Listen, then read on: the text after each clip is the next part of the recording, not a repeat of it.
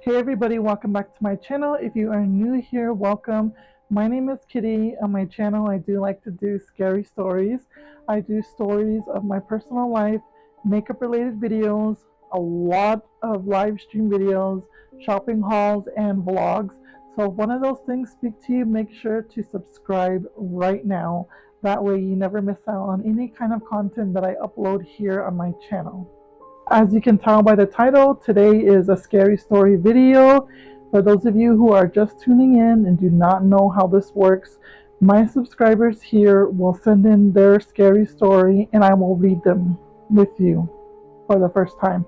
So make sure to stay tuned, give this video a chance, and if you like what you see, hopefully you come back. Let's get into the first story. Hello, my nickname is Keen. This story is a little long, but it's detailed and true. I have shared this story on other channels and platforms, but no one shared. So I'll try this one. Got your back. I am half black and half Mescalero and Chiricahua Apache. I have lived on the Mescalero Reservation a huge portion of my life. I'm also a Marine combat veteran. I've seen the world twice over and have seen beautiful and terrifying things, but this story will take place on my people's reservation. In 2018, we have the coming of age ceremony on the 4th of July. We also have many other tribes from all over the US and Canada to see the crown dancers and rodeo. But before that, the Tribal Council has a meeting for security measures and work details for the feast and rodeo grounds. Due to my combat, security, and leadership experience, I was handpicked by the tribal president to look after the rodeo grounds at night. That entailed checking the gates and making sure that kids don't play with the bulls in the middle of the night.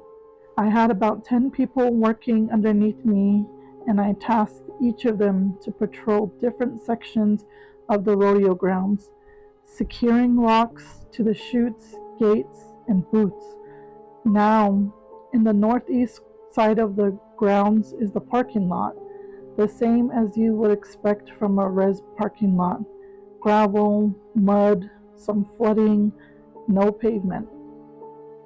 But in the far corner of the parking lot was a small yellow Toyota. Looked a little rundown but functional as it sat idling. Throughout the night, we could hear voices coming from that car. Voices of 2 males and a female. I ordered one of my officers to keep an eye out for that car and its occupants, as it was the middle of the night and they had clearly been drinking. The gates were locked and I figured they can't drive drunk or kill someone if they can't go anywhere. They were locked inside the grounds. The night progressed and it was smooth sailing. The sun would be coming up in a few hours and I was happy the night was ending without incident until it was 2:11 in the morning. I was making my rounds and in the darkness of the parking lot I heard a man's voice cry out, "Cassie! Cassie!" Irritated, I had gone to see what the problem was. Behind the stands were 2 men sitting in the car drinking. I had approached as they seemed frightened and concerned. One man was in his mid-20s, the other in his late 40s, and the uncle to the former. I had asked what seems to be the problem. He said, and I quote, "My girlfriend disappeared from out of the car." I thought this was silly, but the young man was almost in a panic. I told him to calm down and tell me his name, where he was from, and explain to me what happened. My other security officers made their way to my location. The men informed us of the young girl who disappeared. We jotted down the information and told them I will return as I'm going to check the vehicle. These men warned me not to. I told them to have a seat and ordered my officers to watch over them. I took my flashlight off my duty belt, and made my way to the old Toyota in the dark corner of the parking lot, which was near a tree line. I get there, and upon inspection of the car, I could see the empty beer cans in the front and in the back seat. I also see a pair of size 9 women's shoes on the floor. I looked at the muddy ground outside the driver's rear door. Whoever that woman was walked out of the car barefoot. I see the footprints and it makes its way behind the car and into the trees. Remember, it was raining all night, so it was still lightning and thundering a little. I had to check on the welfare of this woman, so I began tracking her footprints. In my mind, I'm thinking, okay, this woman is clearly drunk and stumbled off to use the restroom, but why barefoot? The track started getting more and more difficult to see, almost like every step she took got lighter and lighter on the ground. Then the tracks suddenly stopped. I was about 25 yards inside the tree line. I walked back to see if she may have backtracked, but there was nothing. Puzzled, I returned to the car and closed the doors. I took about 5 steps and heard what sounded like hissing or screaming about 10 yards away from me. I turned on my flashlight and saw a huge black cat, its back arched into the defensive posture. Its size is about a fully grown Labrador dog. It was huge. I noticed that its legs were deformed, like the joints above the paws were bent backwards. Its eyes were not cat eyes. They looked like human eyes. As it hissed and growled, it seemed as if there were multiple voices or sound coming from its mouth. The ears pointed up, not flattened back like a normal cat when ready to fight. The strange thing was, when we locked eyes, my mind started to become black, like my thoughts were being taken over. It's hard to explain. I blinked really hard and broke eye contact. At that moment, I had reached for my K-bar knife. What was freaky was that this creature saw me reach for it. It began to back away slowly, as if it recognized the 9-inch blade being unsheathed. As it backed into the trees, it never took its eyes off of me. As it went into the tree line, it slowly turned and ran into the trees. One of my guards drove toward the tree line, about 70 yards from my position, with the bright spotlight on his vehicle trained on an area. He sat there for a few minutes as I stood further down, wondering what the hell I just saw. The guard, Larry was his name, drove up to me in his white Suburban. He got out and walked straight towards me and asked, "Did you see that girl?"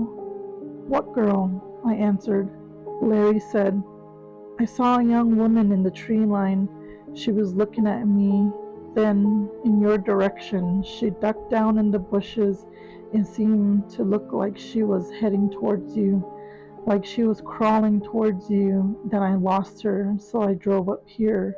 "You didn't see her?" When he told me, my blood froze. Thinking about that huge cat, its human-looking eyes, I realized I was face to face with the skinwalker. I am Apache. I never believed in these evil beings, not from another culture. I had seen one. Just feet away from me, I got on the radio and called in an emergency meeting.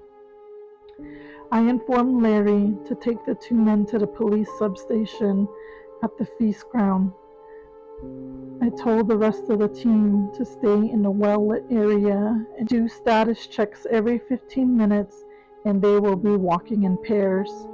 I wasn't taking any chances after what I had encountered. The team knew something was up. I didn't tell them everything.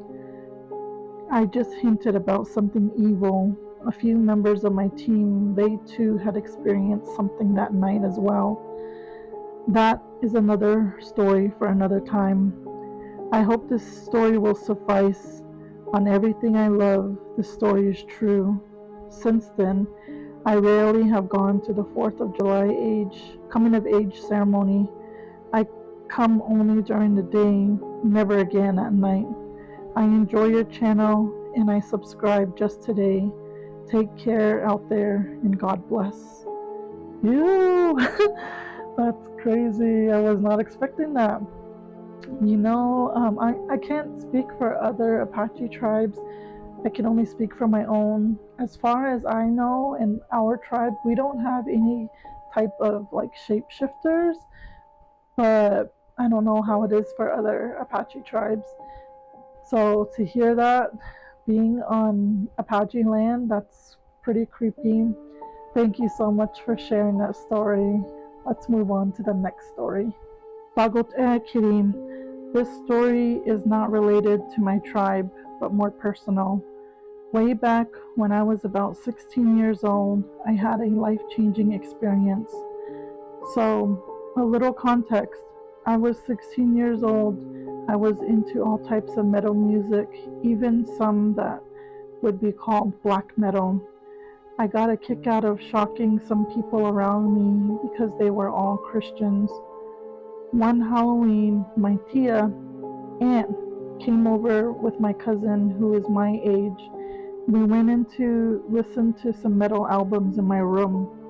At some point in the night, I thought it would be a good idea to try to crank up the scary, so I pulled out a Ouija board that was found in the back of an old building that used to be some sort of church, and I brought it home with me. My cousin and I used the oracle on the board, and what I expect to happen did.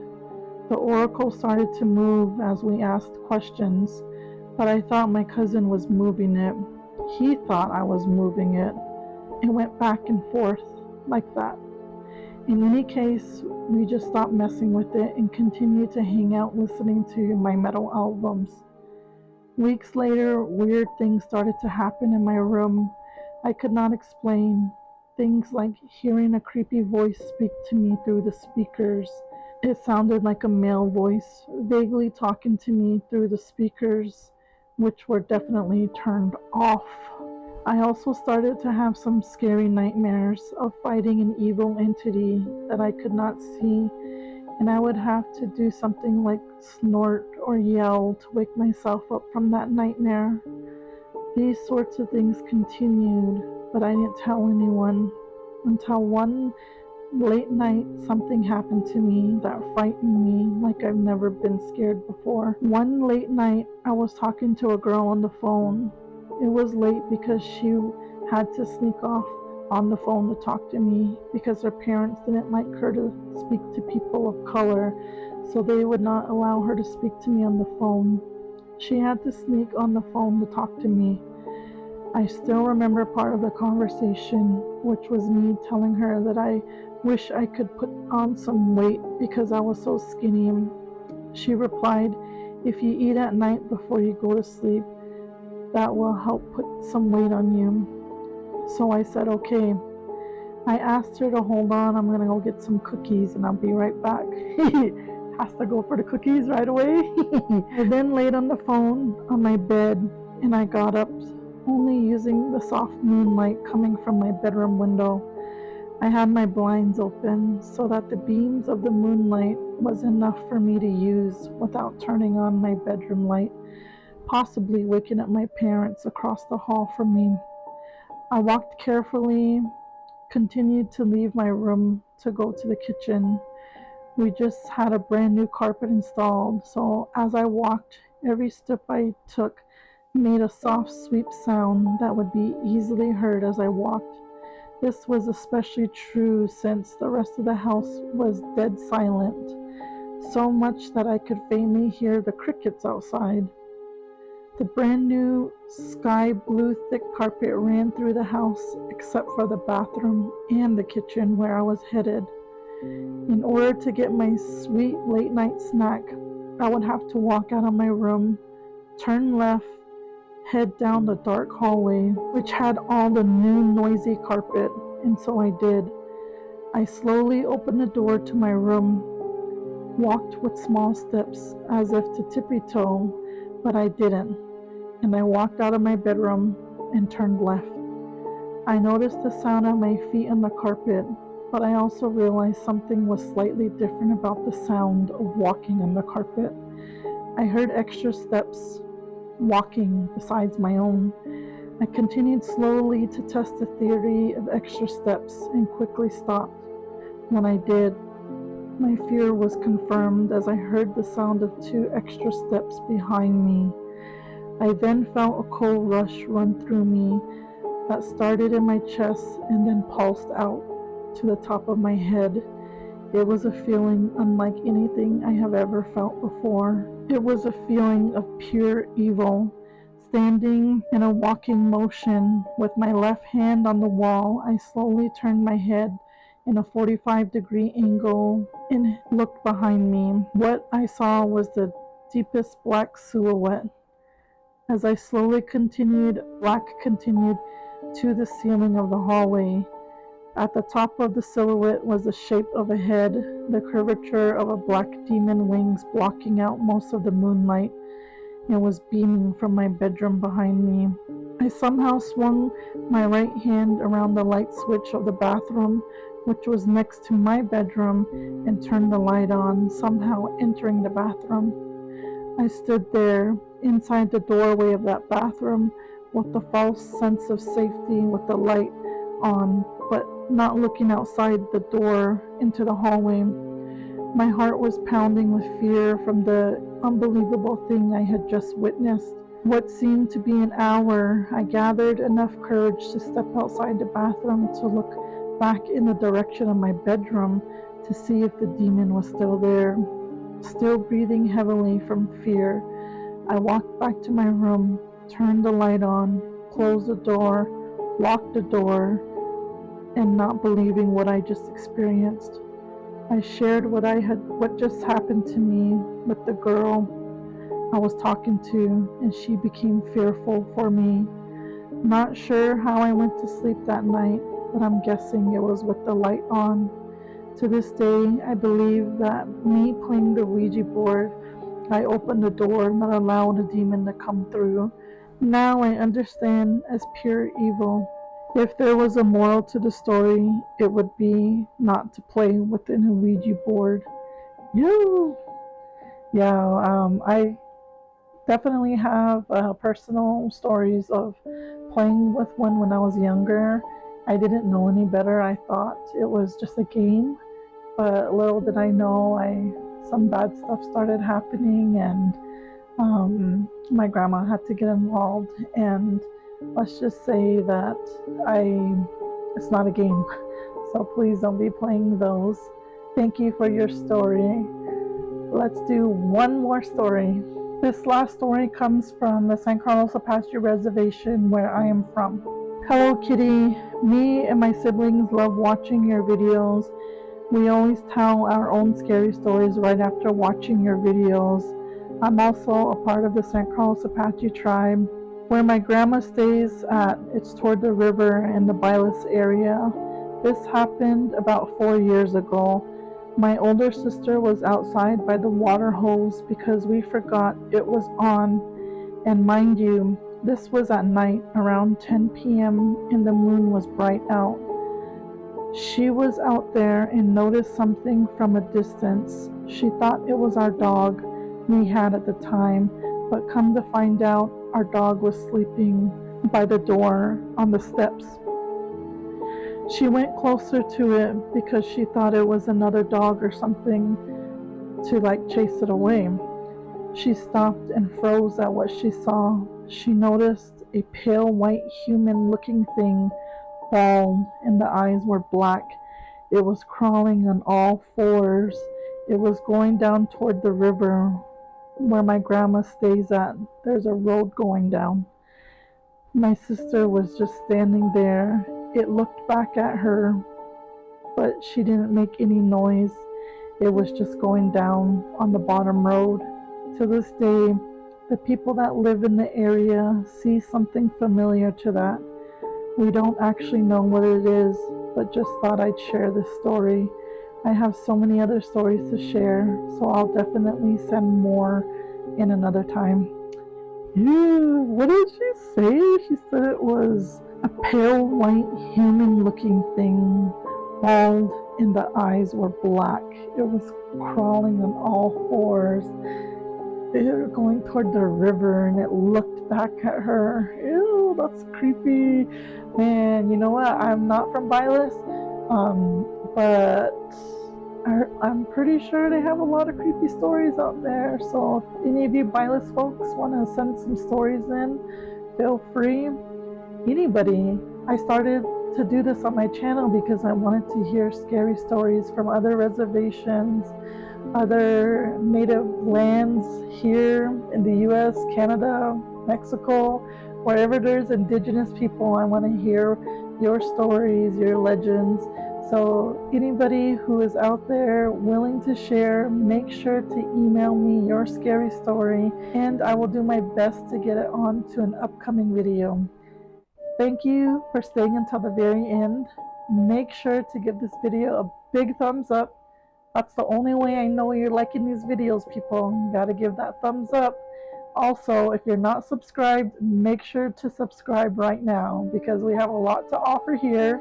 Like I said, we not only do scary stories, we do story times of my personal life, makeup related videos, a lot of live streams, thrift hauls, and we do vlogs. So we are offering 6 different types of videos here, and you just never know which one you're gonna get. So with that being said, I thank you for your time. We'll see you in the next video.